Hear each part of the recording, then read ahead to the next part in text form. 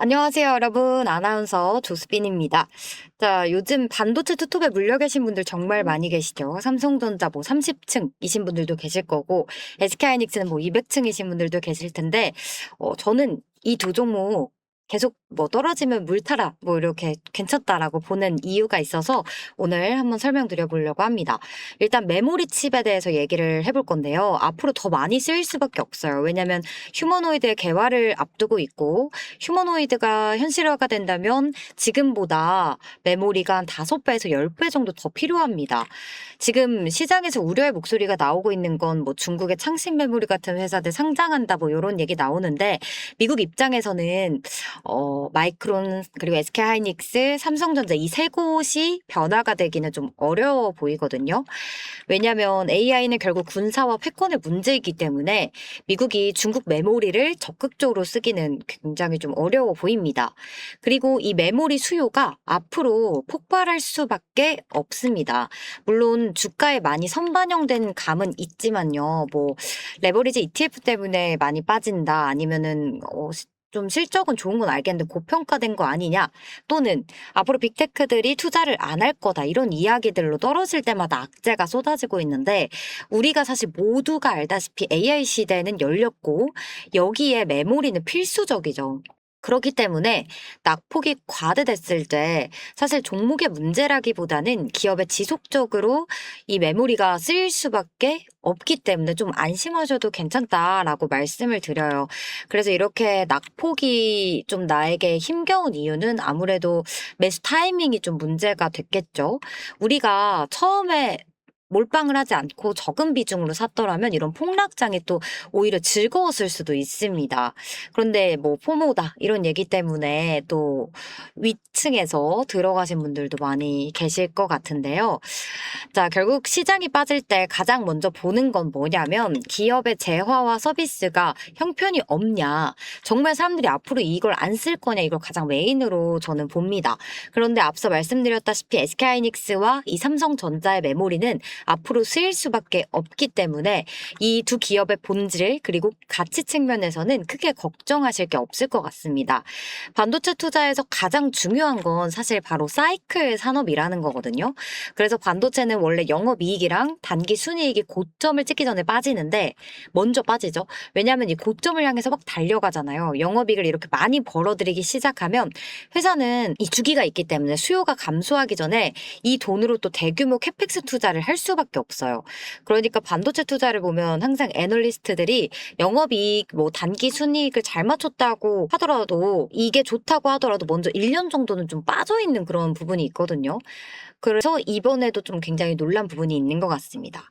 반도체 산업이 돈을 많이 벌기도 하지만 그만큼 또 자본 지출이 많이 들어가기 때문에 영업이익이 고점이 되기 전에 폭탄 돌리기 같은 느낌이었거든요. 이번에도 또 그럴 거다라고 뭐 사람들이 생각을 하는데, 그렇지 않을 수도 있을 것 같다는 생각이 듭니다. 왜냐하면 AI 때문인데요.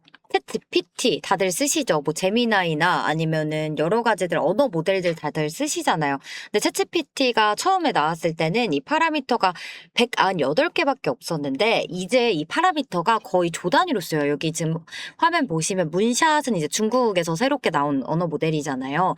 2조 8천억 개 파라미터가 뭐 들어간다 이런 이야기가 있고, 뭐 거의 다 1조 넘게 이렇게 조 단위로 쓰입니다. 그런데 파라미터가 많아질수록 AI가 기억하고 계산해야 할 양이 많아지기 때문에 또 엄청난 양의 메모리 반도체가 필요해집니다. 자, 그래서 시장이 이런 부분들이 너무 좋다고 생각하고 미리 올랐고, 그거에 대해서 또 이제 우려하는 부분이 있어서 또 빠졌다. 그래서 시장이 또 너무 이런 부분들을 좋다고 평가하고 많이 올랐기 때문에 이거에 대해서 또 조금씩 조정을 받아가는 거라고 생각을 합니다.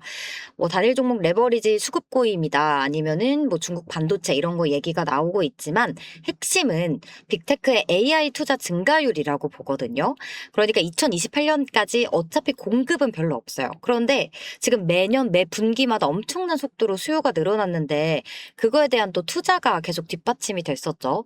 아무래도 2027년에는 그 투자의 증분, 그러니까 투자의 절대 금액이 아니라 이 투자의 증분이 처음으로 제로로 좀 수렴할 가능성이 있습니다. 그런데 또 이제 한편으로는 SK하이닉스의 주가를 보시면 지금 오늘 또 많이 올라서 거의 200만 원 앞까지 198만 원까지 올라왔어요. 이게 사실 뭐 정말 옛날에 8-9만 원 하던 게 200만 원까지 올라왔기 때문에 너무 오른 거 아니냐라고 보실 수가 있지만 12개월 선행 PER로 봤을 때 약 거의 5배가 안 되는 그런 수준이거든요. 역사적인 그런 저점에 해당되는 구간이다라고 보시면 되고 200만 원 아래는 그래도 이익 가치에 대비해서는 저렴한 가격이니까 좀 안심하셔도 괜찮지 않을까라고 생각을 합니다. 그러니까 너무 저점에 사서 고점에 파는 거 다들 원하시는데 그게 어렵잖아요. 그래도 SK하이닉스는 문제가 없습니다. 삼성전자도 문제가 없고 그런데 우리가 매수 매도할 때 타점 잡는 게 조금 문제가 되지 않았을까, 마음가짐이 좀 문제였지 않았을까 생각을 해봅니다. 자, 이렇게 신문 기사들을 보면 요즘은 그러니까 예전에 몇 달 전만 하더라도 여러분 2월 기사 보시죠. 계좌에 삼성전자 하이닉스 없으면 포모, 득심 뭐 이런 얘기가 많이 나왔어요. 그래서 아니면 어떤 누구는 뭐 얼마를 벌고 은퇴했다 이런 되게 자극하는 기사들이 많이 있었는데 이런 걸 보고 들어가신 분들은 또 고점에 물리다 보니까 이제는 포모 대신 조모라는 이런 용어가 나오고 있다라고 합니다.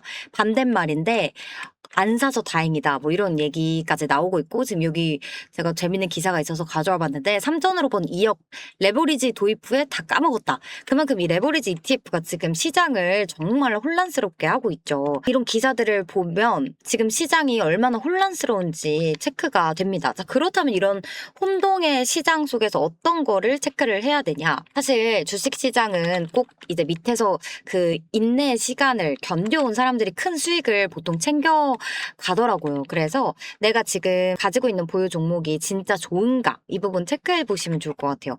반도체나 AI 관련주들 좋죠. 그럼 이 종목들 내가 어떻게 할 건지, 내가 견디지 못할 정도의 자금을 부어서 이자를 내고 있는 건지, 아니면 내가 조금 더 현금이 있어서 추가 자금 투입이 가능한 상황인 건지 이런 거를 조금 체크를 해보시고, 종목은 좋다면 여기서 좀 분할 매매하는 방법을 습관을 기르는 게 조금 더 안전해지지 않을까 싶습니다.